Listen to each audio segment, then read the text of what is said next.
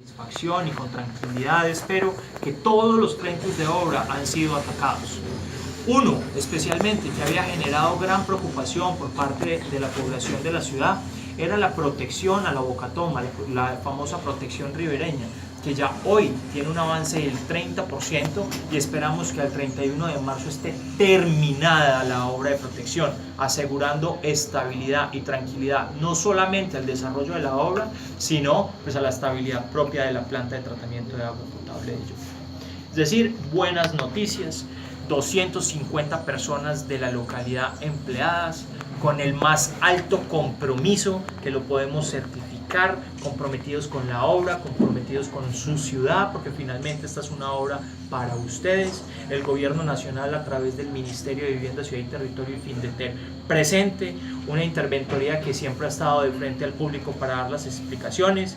Y como les decía hoy, esta mañana, no solamente me acompañan los directivos del consorcio, sino los dueños del mismo, que han querido asegurar con su presencia un compromiso absolutamente vital para que estas obras continúen y de esa manera sea el año 2017 el momento en el que terminemos por fin la obra que nos hemos propuesto hacer, que ha sido todo un avance desde el punto de vista de ingeniería, desde el compromiso del manejo social y bueno, esperamos que sea este año el año de la victoria por el agua de Yopal. ¿Qué características tienen los trabajos de ingeniería que se están haciendo para la protección?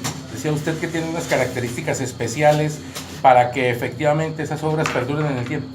Pues sí, ahí hicimos un compromiso no solamente con el diseñador, sino con la interventoría, de hacer un trabajo innovador que nos permita asegurar que estas obras serán estables. No estamos exentos a las cosas de Dios, pero sin embargo los estudios que se realizaron en la protección y la estabilidad del río nos podrán dar la tranquilidad de que estamos haciendo la mejor obra posible. Sin embargo, si quieren tener el tema técnico, me acompaña Carlos Novoa, que es el director de la interventoría, es el hombre técnico que, pues digamos de manera rápida, puede responderles esta pregunta rápidamente y en detalle qué estamos haciendo en la protección ribereña. Doctor Alejandro, ¿están asegurados los recursos para la terminación? Pero respondamos primero esta pregunta y después vamos con eso. Vale.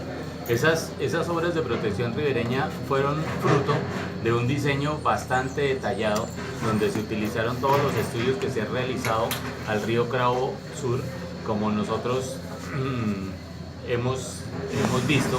Tiene unas características de torrencialidad bastante grandes. La gobernación del Meta hizo por medio de la Fundación AZ, de Casanare, perdón, hizo por medio de la Fundación AZ un estudio de la hidrodinámica fluvial del río. Con base en ese estudio, entonces se calcularon los caudales máximos para un periodo de retorno de 100 años.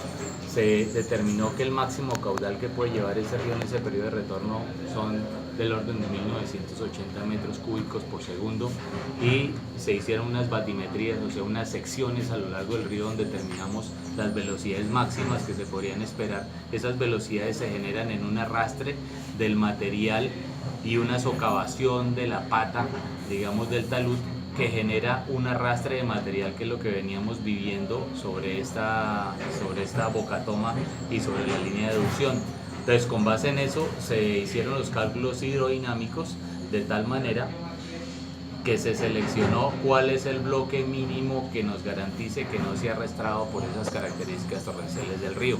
Llegamos a un peso de 6.5 toneladas y se diseñó unos poliedros, en concreto reforzado de 4.000 psi, con un acero de refuerzo del orden de 230 kilos por metro cúbico, que nos garantiza que puede soportar tanto la velocidad del río como el golpe del material de arrastre que se los pueda llevar. Esos poliedros están ubicados de tal manera que enfrentan la arremetida del río en esas crecientes máximas. Están amarrados entre sí, fuera de eso, con material de acero, y de respaldo se colocaron unos elementos que se llaman bolsacretos, que básicamente son unas canastas de geotextil rellenas con material del río, que les da un peso, porque esto funciona como una presa por gravedad, de tal manera que le da una estabilidad contra el volcamiento y contra digamos, las fuerzas hidrodinámicas que podría generar un alto nivel freático en épocas donde el río está en estiaje, o sea que tenga una presión diferencial en sentido contrario, todo eso se ha calculado. Con base en eso se procedieron a hacer los diseños, las modelaciones hidrodinámicas y fruto de eso es lo que estamos construyendo ahora, que es una obra de gran magnitud, pero que es necesario para garantizar una estabilidad del río. ¿Pero por qué están construyendo por debajo del nivel del río? Esa es pregunta bien interesante. Lo que pasa es que cuando hay una creciente del río, tal vez aquí todos los casanarios conocen, hay una socavación, porque el río con esa velocidad comienza a llevarse el material de fondo. Se calcula la socavación para la corriente máxima para una velocidad de 5 metros por segundo y eso dio que la máxima socavación que puede tener este río son 4.20 metros. Entonces, como ustedes observaron, se excavó hasta por debajo del nivel de socavación hasta 4.5 metros por debajo del nivel del lecho del río, lo cual garantiza que cuando el río crezca y socave no va a llegar nunca hasta donde está la protección y eso va a ser estable. De otra parte, ¿garantizan ustedes que en época de verano, de sequía, se va a seguir el suministro normalmente de agua? Sí, ¿Se va a continuar? sí, el suministro de agua va a continuar y quisiera pues agregar que esta planta tiene dos fuentes de suministro, ¿no? La fuente por gravedad superficial y una fuente por filtración ribereña que se utiliza en una época de sequía extrema, si se seca el río, en el pozo siempre va a haber agua, y en una época de invierno cuando haya una torrencialidad grande y que el río venga con mucho sedimento que no sea capaz la planta de tratarlo, también se saca el agua de la filtración ribereña.